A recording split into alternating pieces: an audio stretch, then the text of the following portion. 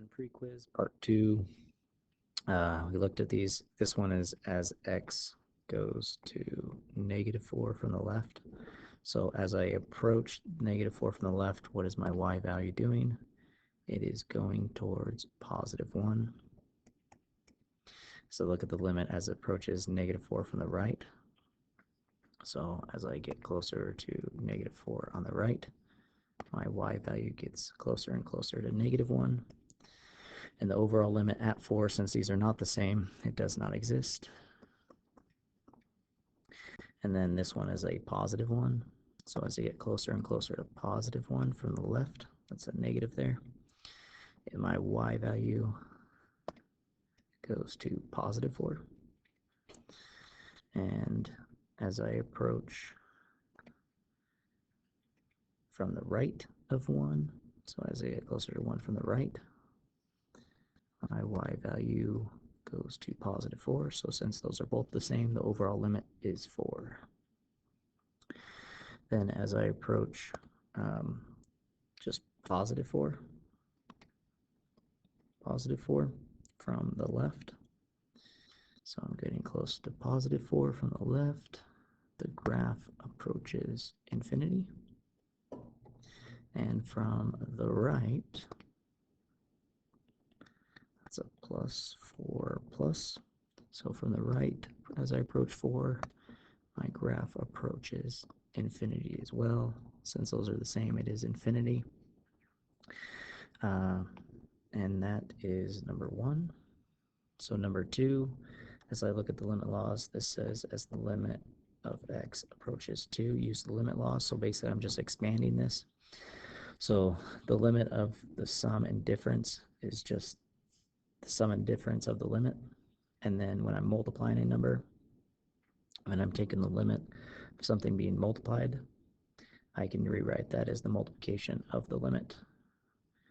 And then anything to the power, the limit of a power is the power of the limit. So I can expand this to look like the limit as x goes to 2 of each term. And then whatever product goes on the outside, whatever coefficient goes on the outside, and then of x, and that is raised to the power. Okay, and then a plus in between, the coefficient goes on the front, the limit as x goes to 2 of x, and then that's raised to the power of 2, so the limit's raised to the power of 2. Subtract 2 times the limit as x goes to 2 of x, and then plus the limit of the constant. So expand it just like this, and then you can go ahead and answer it. Right, this is just 2. This one is just 2. So we're just basically getting it down to where it's just the variable on all of them, or the constant. Okay, so then we can do in substitution. Right, all we're doing is really just answering this question. The limit of x as x goes to 2 is just 2. And then the limit of a constant is just the constant. Okay, and then that we can go ahead and add that up. -8, 12, -4 plus 5 equals 5. So the limit of this equals 5. So you can do it one step at a time, or you can put it all together like that. But you need to show your work of expanding the limits. Okay, this one as x goes to -1. So if I plug in -1, I get 0, so I can't do that. So then I need to eliminate common factors. So if I factor the bottom, I get 3x minus 1 times x plus 1. Okay, so now I can take the limit. So x goes to -1 because these will cancel. And so now I have 1 over 3x minus 1. Now I can plug in -1 and get 1 over 4, or -1 over 4. Okay. So we look at the next ones. We're doing the limit of the difference quotient right here. So f of x plus h means I'm plugging in x plus h in for this x right there. So that would be 2 times x plus h squared plus 1. And then f of x means I'm plugging an x in for this x. So, but I'm subtracting f of x, so that means I'm subtracting 2x squared plus 1. And then it's all over h. So I'm going to reduce this, and then I'm going to take the limit as h goes to 0, because I can't plug it in right now, or I have divided by 0. So if I do this, I'll expand it, and it comes to 2x squared plus 4xh plus 2h squared minus 2x squared minus 1 all over h. That means everything that doesn't have an h is going to cancel out. And so we're left with just 4xh plus 2h squared all over h. Factor out an h.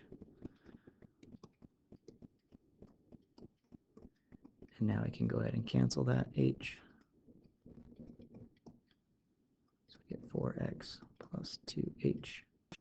Now I can take the limit as h goes to 0, and I get 4x. Now it's saying, what is it when x equals 1? So then I plug in 1 in for x, and I get 4, which is basically saying that the slope of this function that maybe looks like this at x equals 1, the slope equals 4. Okay, sandwich theorem, I already have the first part of it. This is like g of x, and this is like f of x, or h of x, I guess. I already have it. Oops. H of x. So we have this function squished between this function and this function. So then if I can prove that the limit of this function is equal to the limit at this function at 0, then the limit of the in-between function would also have to equal what this one does and what this one does. So I just need to prove that the limit as x goes to 0 of 3x squared plus 2x minus 4, which is 0, is the same as the limit of this function as x goes to 0 of x to the 4th minus 3x squared plus 5x minus 4 is the same, which this one is negative 4, and actually so is this one. So they're both negative 4, and since they're both the same, that means the limit of the in-between function as x goes to 0 would be the same exact thing, negative 4. And so I proved it. I meet this condition, and I just met the second condition. Therefore, the limit of the function in between is the same.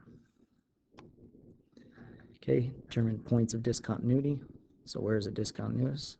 Discontinuity is where I have a hole or a jump. So I have a jump there, and I have a hole here. I would have one at a vertical asymptote as well, or if that's it, yeah, jump, hole, or vertical asymptote. So this one's a hole, so at negative 3 it's discontinuous, and at positive 1 it's discontinuous. Here we have a hole, here I have a jump. So if I was defining where it is continuous, so this is discontinuous, continuous would be everywhere else. So from negative infinity up until negative 3, from negative 3 to negative 1, or to positive 1, sorry. Oh, I do have a hole here too. Oops, at negative 1 as well. To negative 1, and then from negative 1 to positive 1, and then from positive 1 to infinity. So at those 3 spots, this is also is a hole. All right, define where continuous is. Function is continuous at a equals 2, so I have this function. I want to know if it's continuous at 2, so I have to meet the conditions. Condition 1, f of a has to equal something, some number. Has to be defined. Okay. Second condition is the limit as x goes to a of whatever the function is has to exist. So, and then condition 3, f of a has to equal the limit as x goes to a. Most of these are pretty easy because all you have to do first to define it is just plug in your a into your function. So 3 times 2 to the 4th minus 5 times 2, 16, 48, 48 minus 10 is 38. So f of 2 equals 38. Now I take the limit, condition 2, as x goes to 2, of 3x to the 4th minus 5, which this one's pretty easy because I can just substitute in, which I already did on the first part. So this is going to equal 38 as well because I can just substitute 2 in, right? And then I just proved also part 3, that equals 38, and the limit also equals 38. Therefore, it's continuous at 2.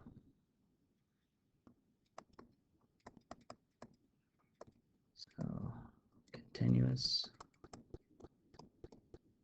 at a equals 2. Okay. All right, last page. Where is a function continuous at? Well, if I'm talking about a square root, I can do square root of 0, but I can't do square root of a negative. All right, so I'm going to set this equal to 0. So I could use quadratic formula, I could try to factor it. And it is factorable. So x equals 3 and x equals 1 is where this would make it 0. So I'd get square root of 0, which exists, but I can't have anything smaller than that, right? So just 3 won't work and 1 won't work, but everything else will work, right? So I can put these numbers on a number line. 3 and 1, I'll switch them around. And then I can test. So I'll test 0, plug in 0, I get 3, 3 works, right? So that works, that's good. I can plug a number in between like 2, so that'd be 4 minus 8 is negative 4 plus 3 is negative 1, so that false doesn't work in between. And then after that, I can test like 4, 4 squared is 16, minus 16 plus 3. That is positive 3, so that works. So it goes from negative infinity until 1, and 1 does work, right? Because I get 0, and I can take the square root of 0.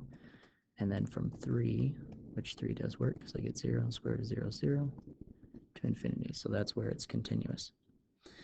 And then this one, using the mean intermediate value theorem, so I have to meet the conditions, right? So condition is that I'm on a continuous function, so this is continuous on its domain because it's a polynomial, so continuous. So that's condition number 1. Condition number 2, f of the first x, which is plug in negative 1, I get negative 1, minus 1, minus 2, so I get my negative 1 is a negative. And then plug in your second x, I get 0. Or sorry, I get 1. Okay, and that's positive. So that means somewhere between by the intermediate value theorem, there exists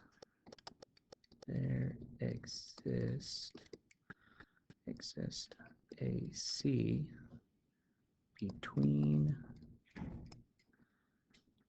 negative 1 and 0 such that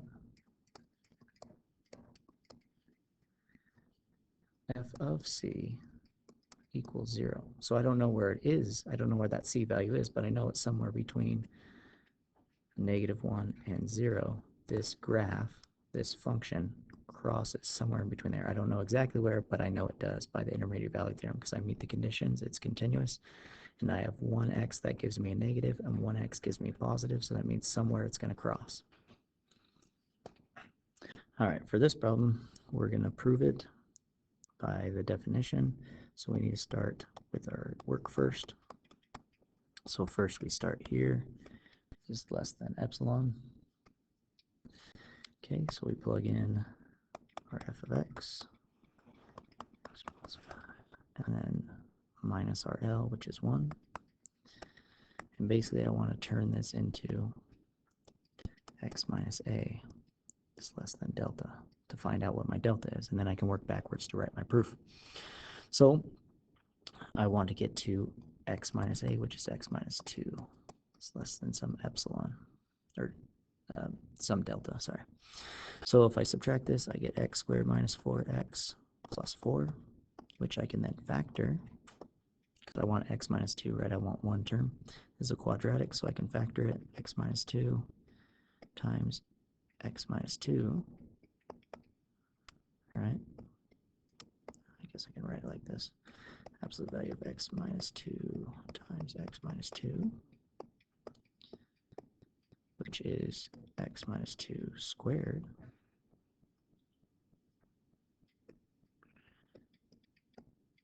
And so how do I get rid of a squared? I square root. And now I have what this looks like right here. So I have the left side the same. So that means delta needs to equal square root of epsilon. So then when I write the proof, I can start it with let epsilon greater than 0 be given. Choose a delta greater than 0 such that delta equals the square root of epsilon. Then now is where I start right here. I start with this first. Then x minus 2 is less than my delta, which is the square root of epsilon. Then I can square both sides. I'm just going basically backwards to the f of x minus L. So that squared is less than delta, which is x minus 2 times x minus 2 is less than epsilon. Then x squared minus 4x plus 4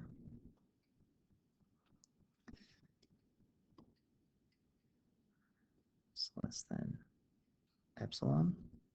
So I can rewrite that as x squared minus 4x plus 5 minus 1 is less than epsilon, which is f of x minus L is less than epsilon. Therefore, the limit as x goes to 2, my a, of f of x, which is x squared minus 4x plus 5 equals 1. Done.